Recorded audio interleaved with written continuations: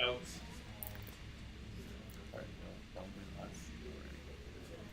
Let's see if this goes live. So if you're talking, you gotta be right here. Pretty much. Hey, so when you're talking, you gotta be right. You have to come right in here when you're talking, so I can see. So you're not gonna be able to because the person who's talking on the city. You're going to live 20 seconds. Let's see if this works. There's a live Switch feed. out. Yeah. Alright, so should I go to Expo? No? Just like don't move. But I'm gonna go to Expo. Yeah. Just go to Expo. Is this working? What's on here? I just want to make sure that this is going live now. Where is the reboot? Should we reboot? Alright, go ahead. Hey, Alex. You know, I'm logging on too. All right, well, welcome everybody. Thank you for coming to the graduation of Echo Platoon. I'm breaking my own rule where I'm not actually in the camera right here. We are streaming to Facebook Live now, so hello to everybody on the interweb. This is our 5th iteration of Code Platoon. We're on Echo Platoon right now. We're going to have Foxtrot and Golf later this year. And one thing that I've noticed and the pleasure that I've had in teaching like 4 out of the past 5 cohorts is each iteration just builds on the previous one. Each one just gets better than the one before. I'm not going to say terribly much because I think what you'll see today will really excite you and just kind of show you that Code Platoon is one of like the premier coding boot camps in Chicago and probably the nation. We are teaching full stack. We are teaching Ruby on Rails and React.js, and they were able to build this brand new app in React Native, which is a framework they had never used in the past. I'm very proud of these folks here, and without any further ado, I'm going to pass it off to them. Hi everybody, thank you for coming today. My name is Daniel Talon. I'm a member of the Army National Guard, and we are Echo Platoon, part of Code Platoon. First, I want to give some thanks. I want to give some thanks, first of all, to the founder of our program, Rod Levy. He's doing great things out there for veterans, and we really appreciate everything he's done for us. Secondly, I want to give a thanks to Jonathan Young. He was a great lead instructor. He took us all from very basic coding knowledge to be able to make apps like this in a little under 4 months. I also want to thank Google, Brian Willard, for having us come here. And I want to thank Pivotal Labs, who've been working out of there for the past 10 days, and they've been instrumental in helping us build our application, especially Matthew Perrin and Candace on the design team. And I also want to thank, and I see out in the crowd, some of our mentors. They've helped us out tremendously, get through the cohort. And I want to thank the TAs for coming in every night, dedicating their time to come in and help us with the program. All right, without further ado, while you guys are here for our final project, which is the commuter app. So the commuter app is for someone called the Scrambler. And the Scrambler is someone who hates to be late, but who always struggles to be on time. This is the person, who normally starts work at 9 o'clock and is waking up every day at 8:30 saying, how the heck am I going to get to work on time? So what we want to do is, seconds matter for this person. So we didn't want them flipping between a bunch of applications wondering, what's my best means of transportation? We wanted to put it all on one single source application so they're able to make a quick judgment. Now, there are some times where you do run late. Happens to the best of us, some people more than others. So in those circumstances, what we did for our app was we created a button called Running Late. And in that circumstance, you'll be able to send a text to your point of contact telling them that you'll be late. Because as I've seen, if you tell your boss you're going to run late, but you give them some heads up, they're usually pretty cool with it, except in the military.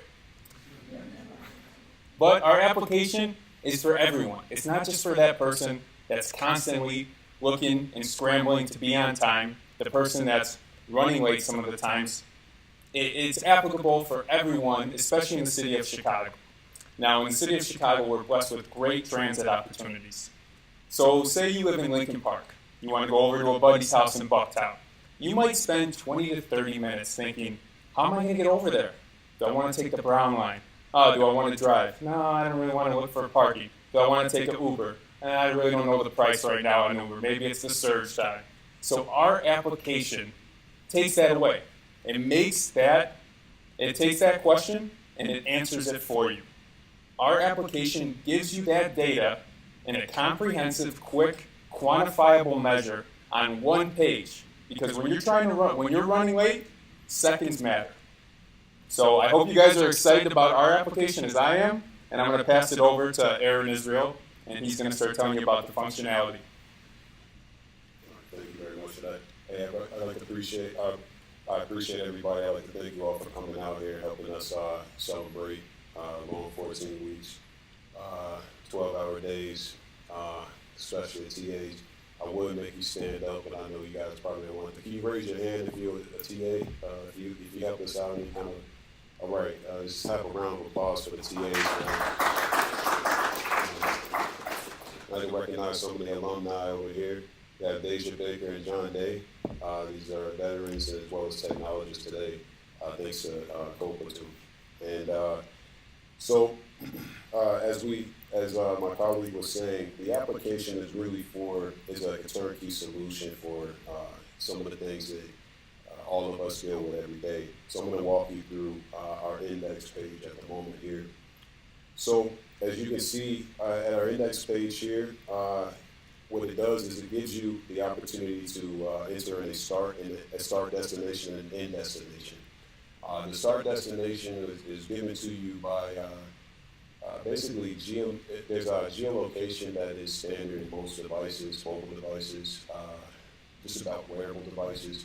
It's really standard within the actual hardware componentry.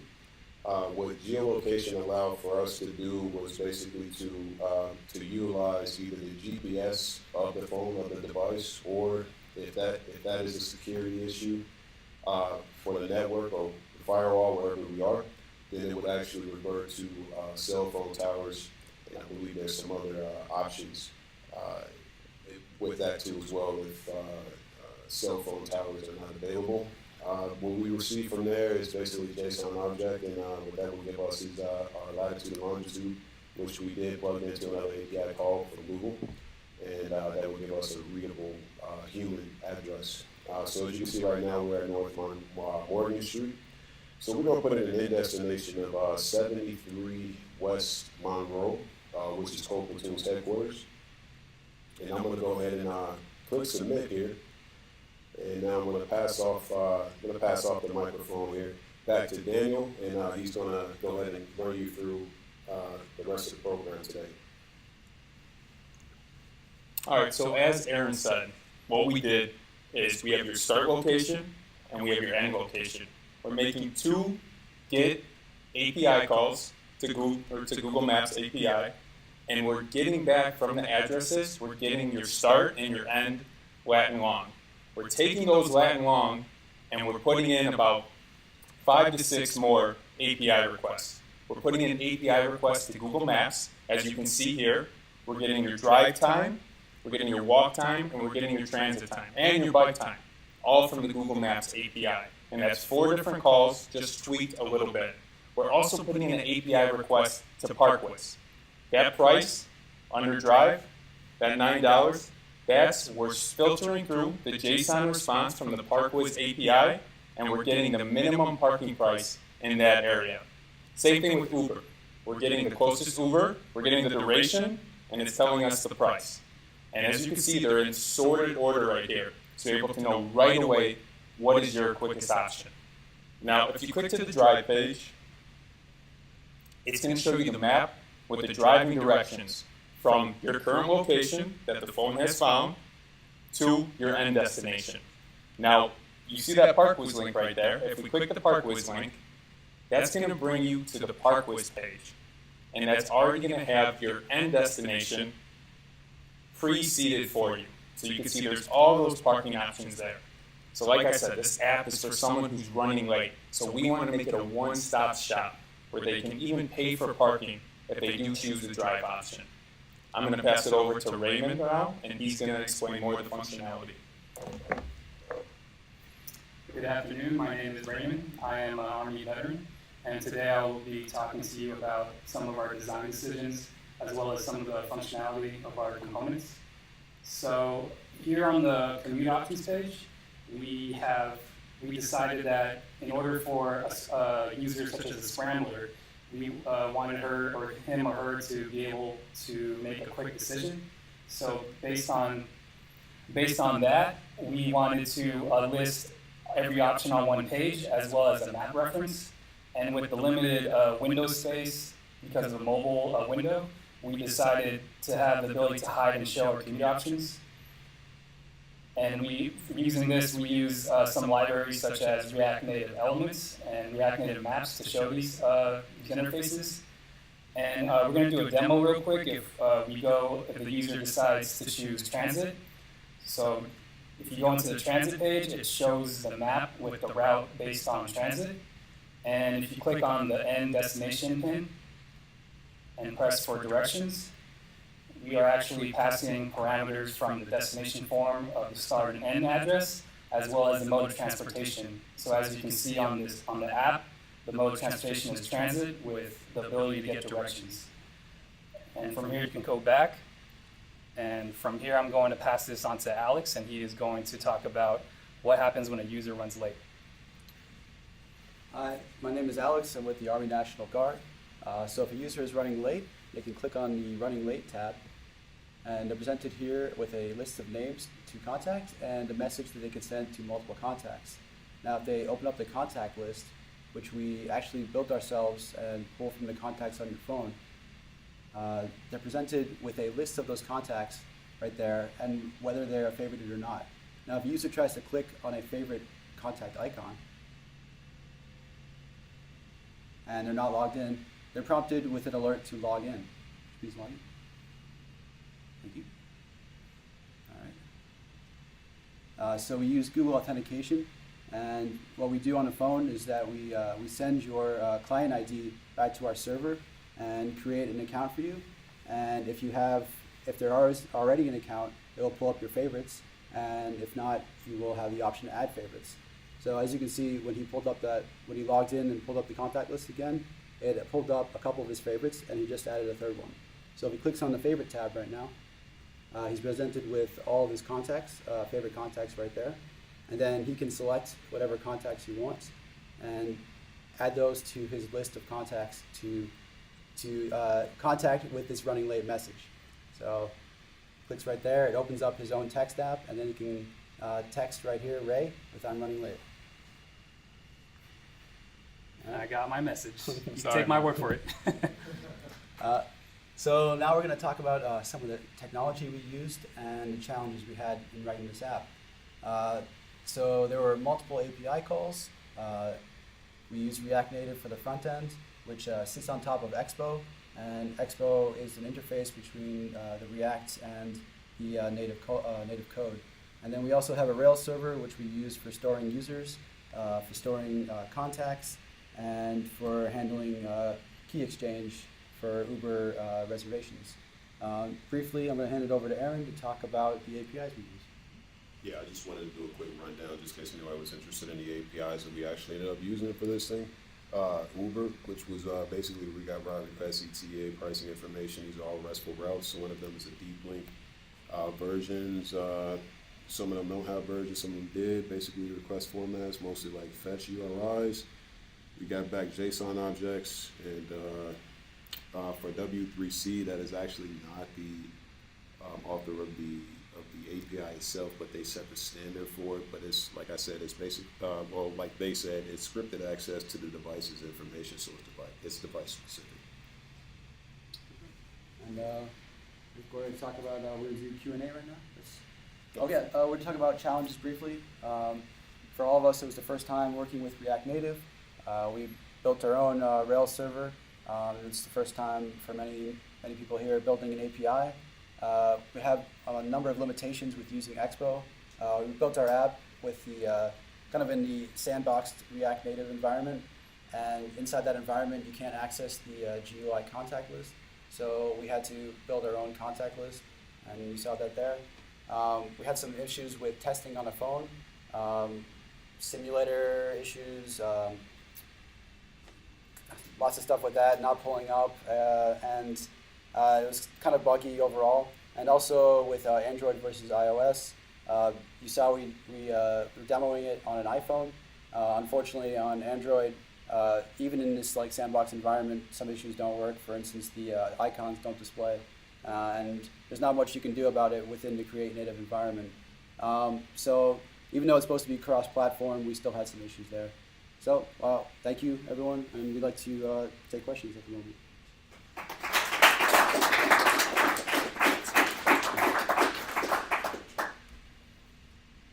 Any questions? Yes. I saw you used a bunch of different APIs. Was there one that was particularly difficult to use or one that was particularly easy to use? I would say with the Uber was a challenge because one, you don't want to test and call from your own account. We had no problem using a sandbox API, so we're not actually calling from someone's account, but there was a problem while canceling because when you cancel, there's actually a 204 status with no body, and React Native didn't like that. It would give us an invalid blob response. And anyone else have any APIs they had difficulties with? Yeah, geolocation was a doozy.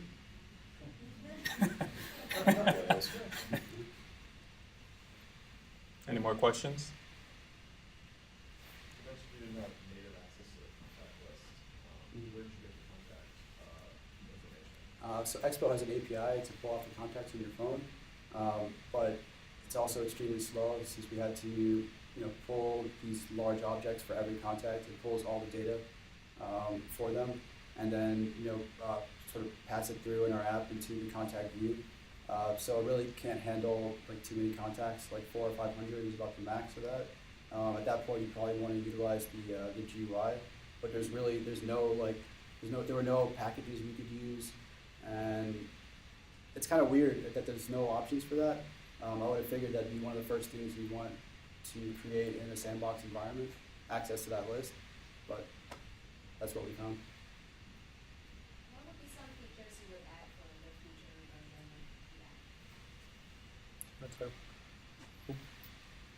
Well, I think at this point, like I said earlier, we would add the option to actually request or cancel a ride, and also add additional Lyft as well, since they're both competing companies. So. And actually, yeah, go ahead. Would the app actually let you actually pay for the parking space with the app, or is it just find the price? So it finds the price, and then we link over to the Parkways website with our end destination parameters, where you could purchase the parking price there. So it was funny because we actually had an executive from Parkways come in and talk to us maybe about a day ago, and he told us that they have a new version out where you can do all that, but not as of yet. So we kind of stuck to the old thing. So. But if you want to go ahead and send over your payment information, I can hook that up. I can send that information. Any other questions?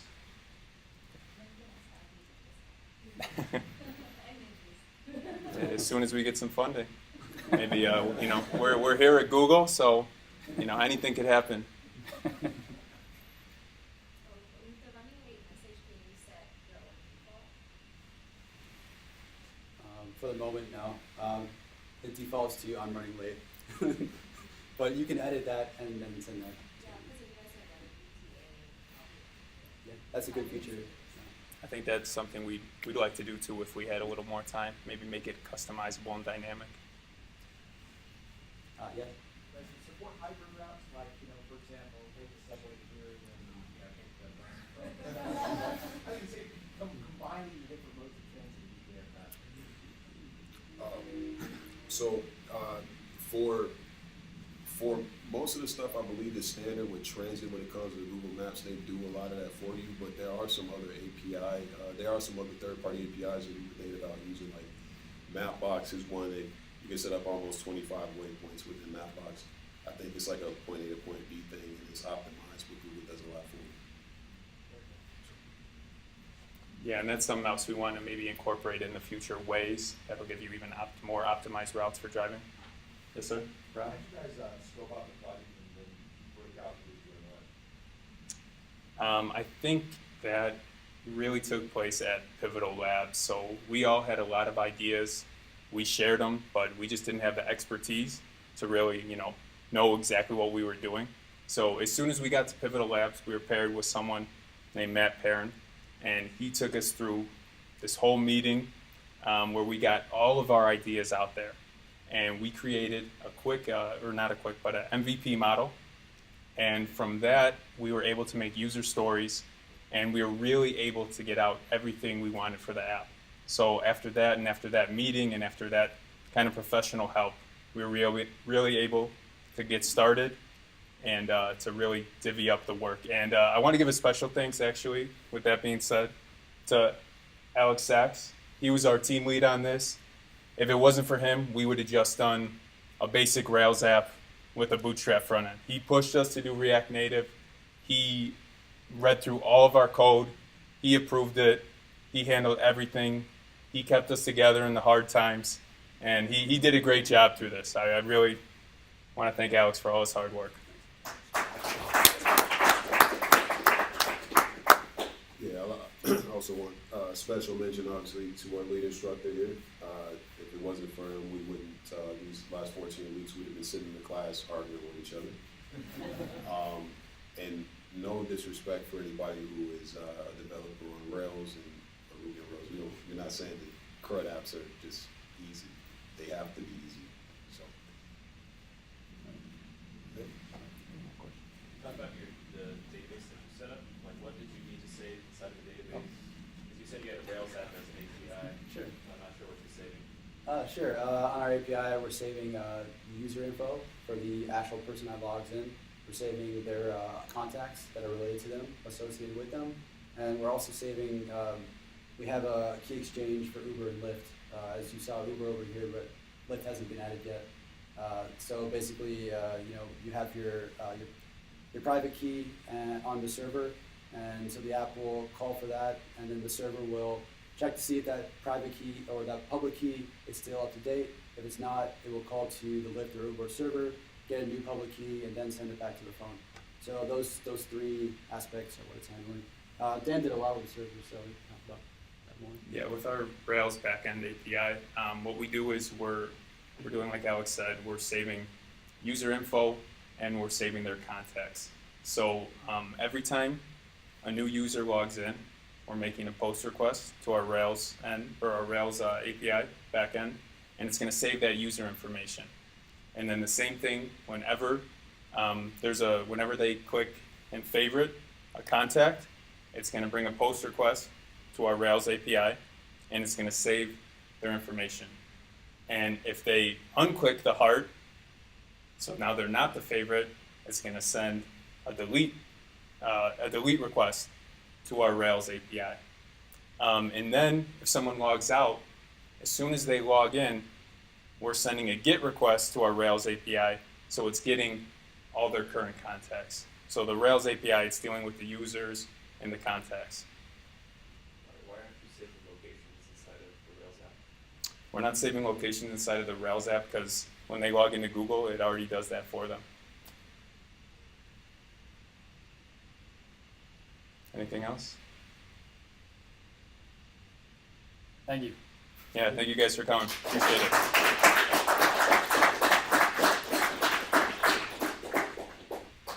You guys take a little seat. Are we done before?